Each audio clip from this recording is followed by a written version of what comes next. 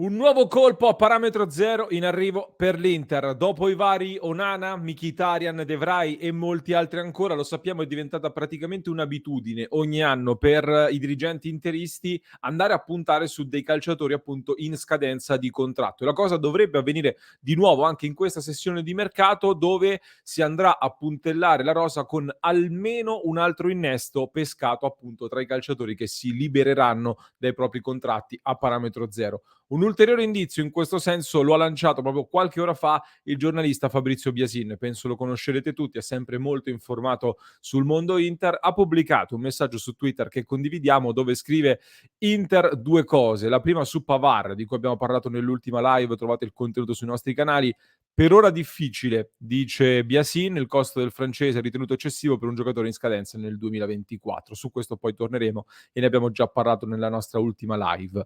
Attenzione però al secondo passaggio, dove scrive: attenzione invece all'ormai annuale colpo a zero in arrivo. Quindi annuale colpo a zero in arrivo. Questo scrive Fabrizio Biasin, ma chi è allora questo colpo a zero in arrivo? Qualche indizio c'è, qualche indizio lo abbiamo ed è stato raccolto e adesso ne parliamo insieme. Amiche ed amici passioni interisti, ben ritrovati in questo nuovo episodio di oggi. Mi raccomando, subito lasciate un bel mi piace al nostro episodio e se non l'avete ancora fatto clic sul tasto iscriviti, ci state aiutando a far crescere sempre di più il canale e il vostro sostegno per noi è fondamentale per mantenere acceso il motore di Passione Inter, quindi mi raccomando iscrivetevi subito così non vi perdete neanche uno dei nostri approfondimenti, le nostre live ogni giorno. Ovviamente, dopo questo dibattito che si è scatenato in queste ore in casa Inter, abbiamo fatto anche noi su Passione Inter le nostre verifiche, le nostre ricerche per cercare di capire chi potesse essere questo nome in arrivo a parametro zero e devo dire che tutti gli indizi in questo momento portano a pensare che il nome più caldo tra i calciatori appunto in scadenza di contratto possa essere quello di Nacho Fernandez. Lo conosciamo come Nacho difensore classe 1990 del Real Madrid, giunto alle ultime settimane di fatto di contratto con il Real e possibile partente a parametro zero in questa finestra di mercato. Un giocatore che l'Inter, ve lo abbiamo raccontato più volte, ha già contattato diverse volte nel recente passato, è un profilo che quindi piace da parecchio tempo, ora che l'addio al Real Madrid potrebbe concretizzarsi davvero, l'Inter c'è e potrebbe approfittarne. Varie fonti, devo dire che stanno riportando varie versioni. Da quello che abbiamo capito noi, però in questo momento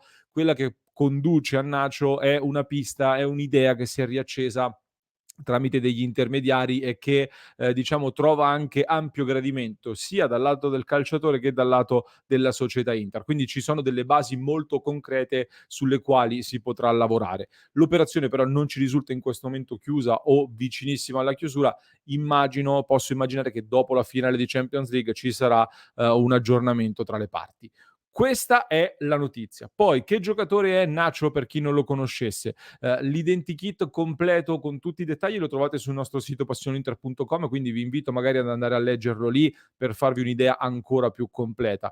Io vi sintetizzo le cose più interessanti, ovvero nel raccontarvi Nacho non si può non partire dal fatto che è un giocatore che è nato e cresciuto nel Real Madrid praticamente attorno ai 10 anni, è entrato nel settore giovanile del Real Madrid e ha fatto poi tutto il settore giovanile e tutta la sua carriera nella formazione del Real, quindi in bacheca ha 5 Champions, 5 mondiali per club, 3 campionati spagnoli e molto molto altro ancora. Di esperienza, diciamo, pur non essendo stato magari il giocatore più rappresentativo del decennio del Real Madrid, però di esperienza, anche solo vivendo quello spogliatoio, comunque facendo più di 40 presenze ogni anno di fatto, ne ha da vendere e in un contesto come quello dell'Inter male non fa.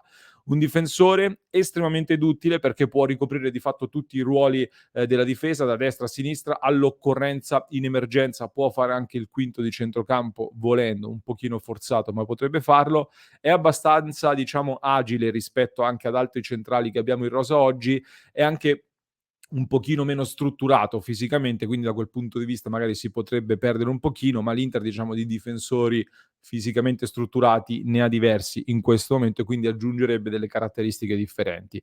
Tra i commenti sui nostri canali vedo che non c'è grandissimo entusiasmo attorno a questo nome. Io sinceramente dal Real Madrid prenderei pure i magazzinieri e pure chi pulisce i seggiolini dello stadio perché penso che siano tutti di altissimo livello. Qualsiasi tipo di professionista gravita attorno al mondo Real Madrid o dentro il mondo Real Madrid lo prenderei assolutamente subito. In questo caso specifico su Nacho io credo che la duttilità unita all'esperienza di questo calciatore rappresentino un'occasione che, se si può, l'Inter farebbe bene a cogliere. Anzi, aggiungo, avendo giocato molto anche da terzino per abilità palla al piede, quindi anche in fase di costruzione, e anche nel diciamo palloni progressivi, nel prendere campo palla al piede, può essere davvero un innesto molto interessante per il tipo di difesa a 3 che fa l'Inter e per come vengono impiegati i braccetti nell'Inter. Vedremo quelli che saranno i prossimi aggiornamenti, vi terremo ovviamente sempre informati sul nostro sito passioninter.com e sui nostri canali.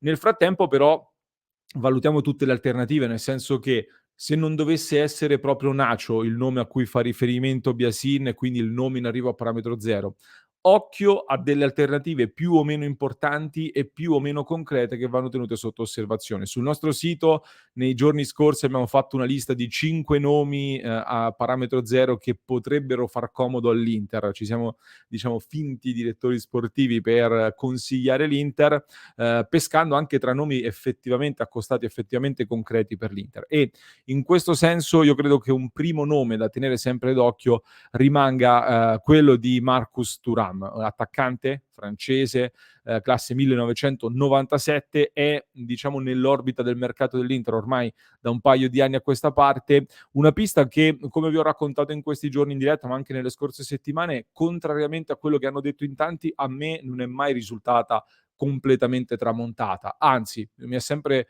a noi risulta, a noi di Passionista è sempre risultata una pista ancora aperta, ancora da tenere d'occhio e quindi attenzione a questo attaccante classe 97 che con l'Inter che parteciperà sicuramente alla prossima Champions League, torna ad essere un profilo da attenzionare e che all'Inter piace molto. Rimanendo poi sempre sugli attaccanti disponibili senza dover comprare il cartellino del calciatore, nel club di Passione Inter stavamo discutendo, si stava un po' sognando anche con Karim Benzema, che ha quasi 36 anni, può lasciare il Real Madrid lo stesso per la scadenza del contratto e ancora oggi per me sarebbe un grandissimo colpo. Non ho alcun dubbio su questo. Temo però che l'offerta di cui si parla dall'Arabia Saudita possa convincerlo e quindi per l'Inter sia difficile battagliare con i soldi dell'Arabia Saudita. Attenzione però ad un altro profilo che è stato accostato all'Inter anche di recente. Mi riferisco a Bobby Firmino, Roberto Firmino, attaccante brasiliano, in uscita lui dal Liverpool dove ha vissuto di fatto 8 lunghi anni, è un classe 91, nato il 2 ottobre del 91, ha avuto un picco di rendimento attorno al terzo anno di Liverpool, poi piano piano è un po' calato, un po' discontinuo, non ha fatto quel salto a livello di giocatore decisivo che magari ci si poteva aspettare, però io credo che in Italia e con il gioco di Inzaghi andrebbe abbastanza a nozze. Sarebbe, immagino, visti i costi, viste le richieste anche a livello di ingaggio, un profilo alternativo alla permanenza di Lukaku. Se non rimane Lukaku, potrebbe l'Inter andare su Firmino, immagino. In quel caso, però, secondo me, poi all'Inter bisognerebbe ecco, aggiungere un finalizzatore molto forte per completare il pacchetto degli attaccanti a disposizione. Questa è un po' la mia opinione. Rimanendo però anzi arretrando, abbiamo parlato di attaccanti, tra esterno e centrocampo io sinceramente invito a tener d'occhio un profilo che anche qui farà storcere il naso secondo me molti, ma che è quello di Roberto Pereira. Roberto Pereira come Firmino è un classe 91, tramite agenti se n'è parlato, perché anche Firmino è stato offerto, se ne è parlato con l'Inter, lo stesso vale per Pereira, alcuni agenti ne hanno discusso anche con l'Inter. Anche lui è un calciatore molto duttile, potrebbe giocare da mezzala, potrebbe giocare quindi come alternativa di Barella, ma anche come quinto esterno di centrocampo, soprattutto a destra dal mio punto di vista. All'Udinese lo ha fatto, è diventato un leader e anche con la fascia da capitano al braccio. È cresciuto tanto anche a livello mentale e di esperienza e penso che per l'ultimo grande contratto della sua carriera possa fare finalmente di nuovo, anzi un salto in una squadra veramente di vertice, quindi teniamolo d'occhio. In generale, comunque il centrocampo è il reparto dove le occasioni magari abbondano un pochino di più, perché ad esempio un grandissimo colpo, ma qui entriamo un po' più purtroppo nei sogni temo, sarebbe, Youri Tielemans, un centrocampista belga classe 97, Leicester che purtroppo è retrocesso, anche lui va via in scadenza di contratto. È un giocatore che per me già da un paio di anni è pronto al salto in una squadra di vertice. Con tutto il rispetto per il Leicester, già da un paio di anni per me è un livello sopra e ora ci sarebbe la possibilità di prendere a parametro zero un calciatore che comunque ha appena 26 anni compiuti, quindi può fare ancora un ulteriore salto dal punto di vista qualitativo e non solo, e quindi sarebbe un grandissimo colpo, assolutamente. Credo che qui però la Premier League non si farà scappare un talento che è esploso lì nel loro giardino di casa praticamente. Ci sarebbero poi altri profili molto esperti come Naby Keita, N'Golo Kanté, che hanno avuto qualche problema, sono in cerca di rilancio. Io però come quinto nome da tenere d'occhio voglio lanciarvi una provocazione. Voglio lanciare una provocazione e voglio sapere che cosa ne pensate voi. Mi riferisco ad Adrien Rabiot, un altro francese, classe 95, di proprietà della Juventus, ma lascerà la Juventus al termine di questa stagione. È stato di fatto il miglior giocatore della Juventus quest'anno, 11 gol segnati per un centrocampista, niente male, molto forte fisicamente, quasi 1,90 m, ha un grande strappo palla al piede, quando parte palla al piede è veramente difficile fermarlo, lo abbiamo visto anche contro di noi tra l'altro nelle 3 sfide che abbiamo fatto contro la Juventus. Per caratteristiche secondo me è un giocatore che all'Inter manca. Il problema sicuramente è legato all'ingaggio perché prende praticamente 7 milioni di euro alla Juventus e in Premier League delle pretendenti che potrebbero farti concorrenza da questo punto di vista le ha sicuramente. Però io dico, se magari avrà l'ambizione, ecco, anziché accontentarsi dei soldi della Premier League, di una squadra qualsiasi in Premier League, un Inter finalista di Champions per me può avere una bella attrattiva. Poi dubito possa aggiungersi Rabiot a Barella, Mkhitaryan, Çalhanoğlu, Brozovic e pure Asllani stesso, sul quale bisognerà puntare sicuramente la prossima stagione. Cioè, dovesse essere fuori Gagliardini, dentro Rabiot, è ovvio che sarebbe un upgrade clamoroso e lo prenderei oggi ad occhi chiusi.